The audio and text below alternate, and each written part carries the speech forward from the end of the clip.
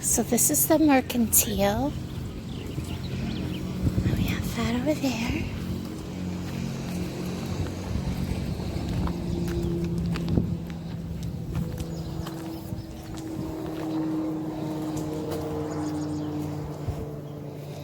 How are you? Hello, how are you? Not too bad.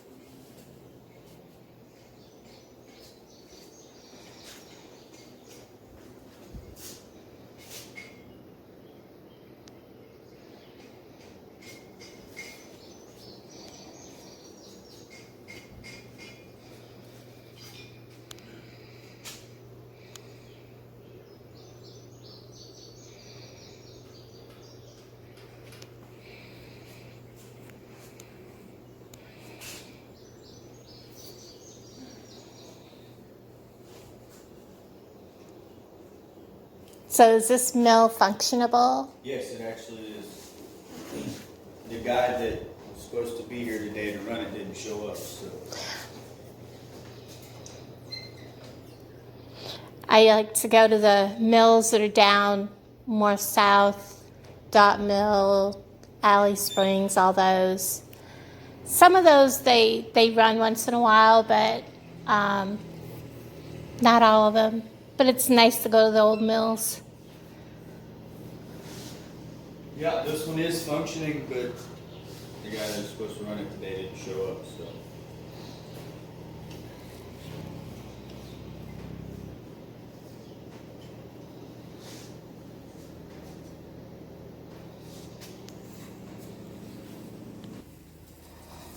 Welcome to the Mercantile.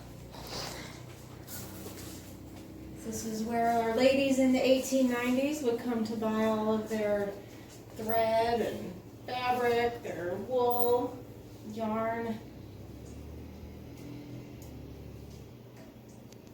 So we have a couple of looms.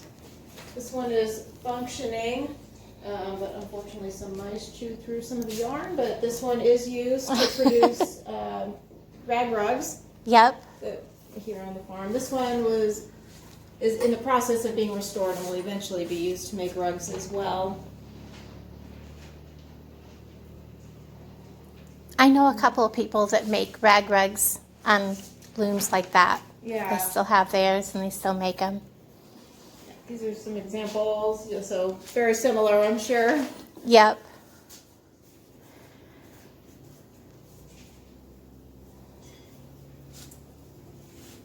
We have our spinning wheel, our triangle loom, and the yard wheel, which is used to measure out skeins of yarn. So it's about 2 yards around, and you set it for how much you want on your skein, and then when it gets to, you spin it around, and when it gets to that point, it makes a popping sound. So this is called a weasel. That's the term phrase, pop goes the weasel. Yep. I never realized that. That is cool. Yeah. And then we have 3 kinds of cotton that are grown on the farm here, which cotton was not originally grown here because it's a little too cold for cotton, but with the greenhouse they're able to start the plants really early. So we have the white, brown, and Arkansas green that are all grown here. Well, that's cool. I didn't realize you guys grew cotton out here. Yeah.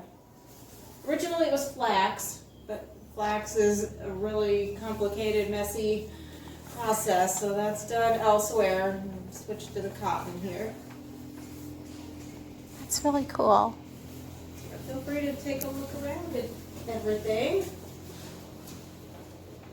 I was going to bring some old spools that I have, and I was going to come back up tomorrow because I know you've got different things going on both days.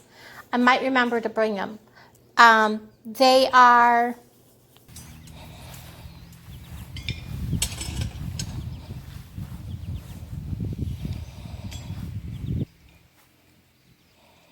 I was just freaking out. I'm like, oh, Good morning. hi.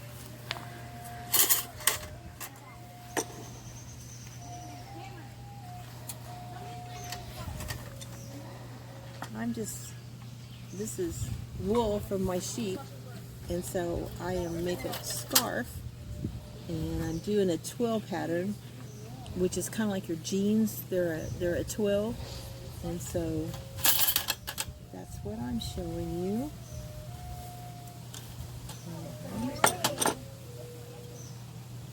And Gordon over there makes his scarves on a big loom, but the same principle.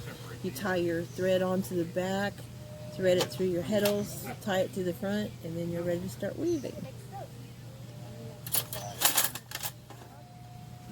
And I'm doing an advancing twill on this, so my things are just continually going. And this is natural colors from my sheep. I have a black sheep. Then when you get rid of the spin, what a spinning wheel does, twists on the arm. In the streets, you go on. And what this And this little loom is from like the 40s. looks like the yard's moving, it really isn't. It's I was going to ask how old the machine was. That was going to be one of my questions. I have one that has the sales receipt from it that was at the Archie school, and they used it in their home ec department. But it was 1943 for the loom. They were before the war. After the war, they made wood ones, but before World War II, they made metal ones.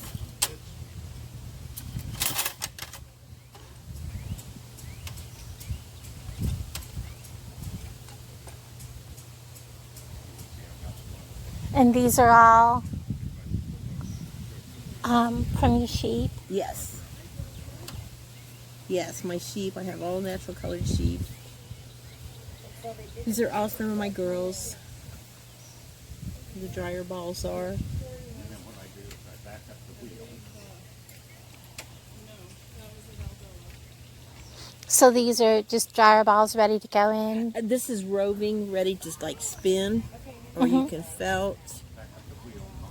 This is just their sheep's wool. And then in the basket, or the little box there, are wet felted dryer balls. Right. You can put those in the dryer. Okay.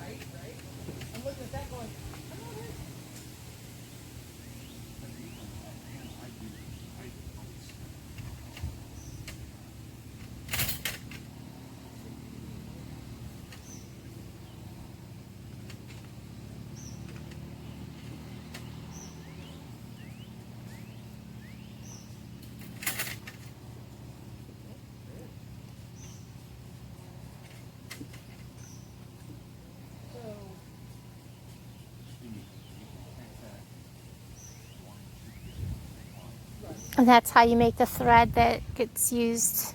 Yeah. That looks really, really hard on your fingers. It's not too hard. You just have to know how thin you want it or how thick you want it.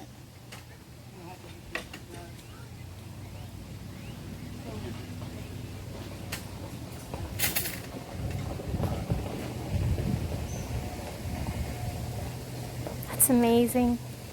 Thank you.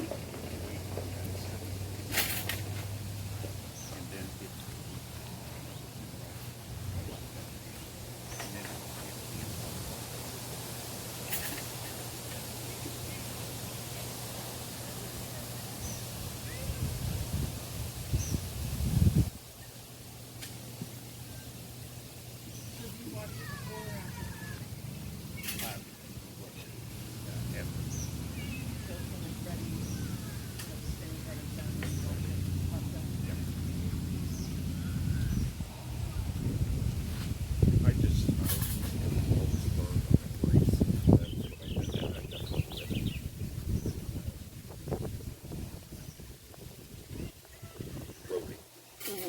but I just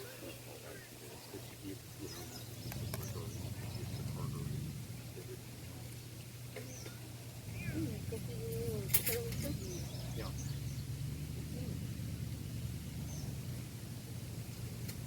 Gotta keep your hands from drying out too.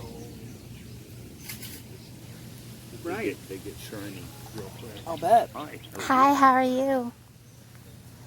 Yeah, when I'm playing with my wool for too long, then like my cuticles will start to dry out. I bet you don't have the problem. No, no, not at all. That's why it's called a drop spindle. And this one, you go out, you get, and you can control it. It's in the grease a little harder to control, but sometimes I can do a pretty good job. Of controlling the width. Yeah. And then the trick on this wheel is you have to hesitate, and you back up the wheel, Mm. hesitate again, and then go forward. And I had a friend of mine, excellent spinner, and I had her try a couple of years on this, and she just gave out. She couldn't figure out the turtle. She couldn't do the hesitating.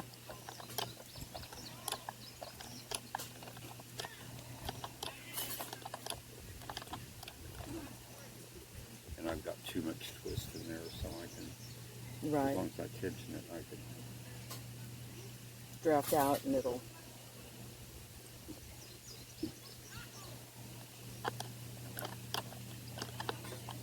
It's kind of mesmerizing when you back it up and go forward, everything else.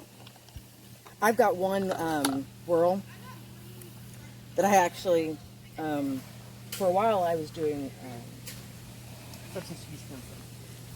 And I always, if I'm at the doctor's office in the evening, I've got something to use, whether it's drop spindle or crochet. So I was sitting there talking with somebody, spinning, and it's like, that is so soothing, it's mesmerizing. And so I haven't gotten it like finished up yet, but I have this idea. I've inlaid a spiral of copper. So I haven't got it finished yet, but I'm excited. I'm excited to see how it looks when it's finished. Thank you, everybody. Take care. Okay, that was completely amazing. The strength she had in her fingers to do that, to spin that into thread by hand. Oh my gosh. And the work was just gorgeous. A lot of time, a lot of work into that.